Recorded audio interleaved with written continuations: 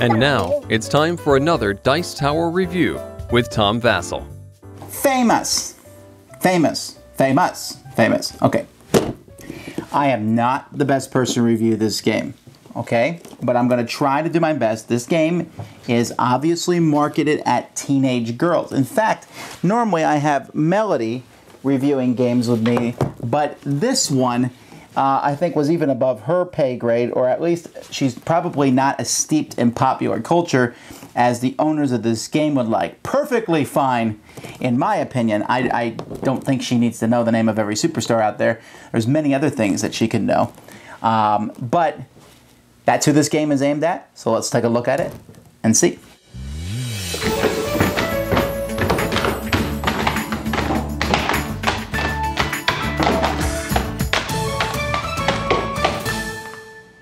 At the beginning of the game, each player is given secretly a card, divas or celebs, and that's what team you are on. The reason for this is because at the end of the game, everyone's going to reveal their cards, and whichever team has the fewest cards in their hand is the winner of the game. And again, the teams are secret, which is kind of weird because it's like an individual type game. But again, during the game, you're going to vote on whether something that someone says is right or not. And this is a way that you can ensure people will vote fairly because you're never sure that the person that you're voting for is on your team or not. At the same time, it's kind of hard to have team spirit. Well, whatever. You're going to put 10 cards in the middle of the table. Okay, this is your start deck. And then each player is going to have a handful of cards.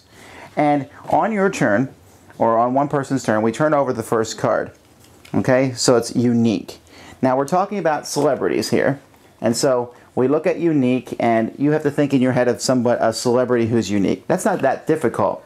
But then you're going to have to play one card down. So let's say, for example, I play only has a first name for my hand. Now that means that in my head, I know someone who's unique and only has a first name. And then maybe the next person plays small ears. Someone who's unique, only has a first name, and has small ears. And then the next person puts down unique, only has a first name, small ears, and is a TV show host. If you don't have a card that you can play down, there's two options. You can draw a card from the pile and add that card to your hand. And since you're trying to get rid of cards, that's unfortunate. Or you can call the person who played a card last and say, you don't know someone who meets all those characteristics. Now, if you call somebody, they then have to say someone who meets all the characteristics of all the cards that have been played. And I'm not going to do that for you here because this is definitely not my forte. But let's say that they do so correctly, then the person who challenged them has to draw 2 cards. If incorrect, if that person could not name someone, that person would have to draw 3 cards. So the burden is actually on the person playing the card. So it's better if you draw a card sometimes than playing one, because if I play has been on reality TV, TV show host, small ears, only has a first name and unique, and I don't know someone who meets all those characteristics, then I'll have to take 3 cards rather than 1. Now the goal is, of course, to get rid of all your cards by playing your cards out and such. And so the end of the game will happen either when one person runs out of cards or when we've used all the cards in this starter pile. At the end of the game, like I said, everyone reveals their team cards, and whoever has the fewest cards is the winner. If there's an odd number of players, then you only take the person with the most cards and the person with the fewest cards on each team.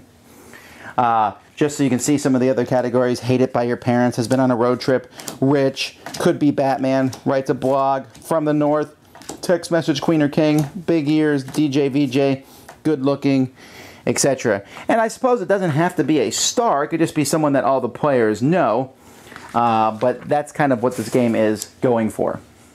Can anybody play this game? Well, yeah. I mean, I could play the game with a bunch of people, I suppose, and we can ignore the fact that it's in a pink box and that we're called divas and celebs. And you really could take the cards and play a game that way. But there already is a game like that called Fits It. It's almost an identical game. The difference here is that Fits It is about things, and this is about superstars. Well, I don't care about superstars. I don't care about their personal lives. I don't care about woohoo. I don't have Bieber fever. If I did, that would be kind of weird, I suppose. There is a definite market for this game. Now, whether they'll like it, I don't know. Because the thing about this game is that it seems to be aimed at a group of young ladies whose general thought patterns focus on celebrities and such, and therefore focus not much on thinking. Yes, criticize me for saying that, but that seems to be what it is. And as thus, will they like a game where they sit there and go, okay, should I play a card or should I call this person out? I like games where you call the next person out. Liar's Dice has this, Coyote, things like that fits it like that. I don't know. I did show this to several teenage girls to see what their opinions were, and they were like, yeah, seems okay. But the idea is an interesting one, and I suppose you could take the cards out of here and play it with some other people and just use anyone from history. Although I don't know that you could call Abraham Lincoln a hater with an 8 instead of the A. Okay. I hope this helps you decide if you want to buy the game. As for me and my house, it shall disappear. Thanks so much for watching the Dice Tower videos. Find more great videos and reviews, as well as our top-rated audio podcast at Dicetower.com. You can also find the latest board game news at Dicetowernews.com. I'm Eric Summerer, and you've been watching The Dice Tower. The Dice Tower is sponsored by Fun Again Games, the world's best game source. Fun Again Games has over 5,000 games available. Check them out at funagain.com. Shut the door.